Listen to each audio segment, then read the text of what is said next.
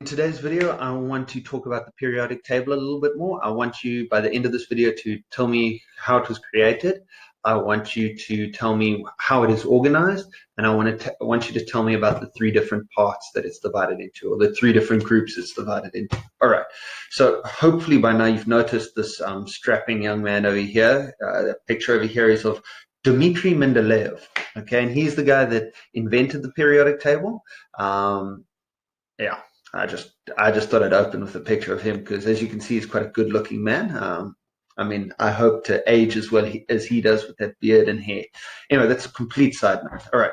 So the periodic table is a summary of all the known elements in the universe. So what that means is periodic table is a way that we have organized every atom that we know in this universe, okay, and that we have found. Okay.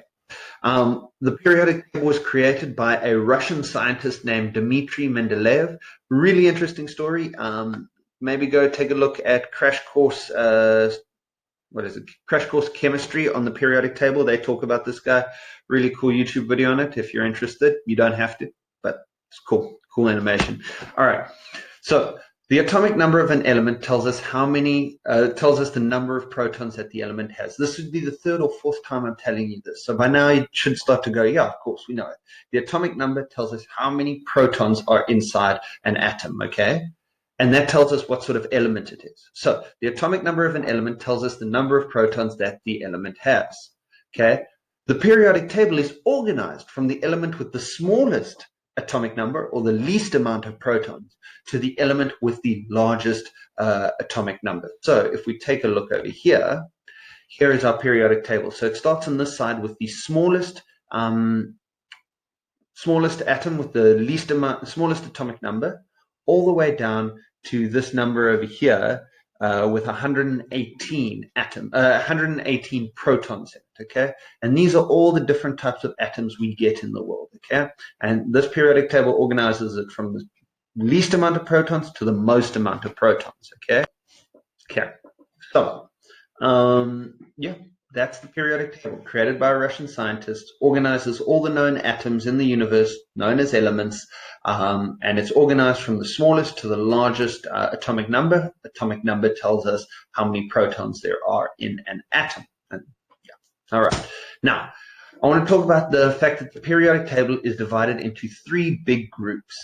It's divided into metals, non-metals, and semi-metals. We're going to go into videos in the future describing the properties of each one. Remember, first video was about properties. Now we're going to talk about the properties of these different ones, okay? But I just want you to know how the periodic table is put together. So non-metals are in blue over here, okay? Except all of them are on the right except for this hydrogen over here, which is on the other side. Just one of the weird features. Metalloids, non-metals, are also known as semi-metals. That's the word I'm going to use to describe them. They happen in between the blue and the red. They're yellow, okay? And there's only a few of them, okay? Scientists disagree on which ones are exactly there. They say some say 6, some say 7, some say 8. But okay, we'll go into more detail on them. Those are the semi-metals. So non-metals, semi-metals, and then red over here are pure metals, okay? Most of the atoms in the universe are known as a metal. All right, so metals are on the left. Most of the elements are metals. Non-metals on the right, except for hydrogen, which is on the left. And semi-metals are in between metals and non-metals. There are a few, and they start at boron, which is this B over here, and they make a zigzag pattern down across the periodic table. All right, that's it. If you have any questions, please let me know. Have a great day.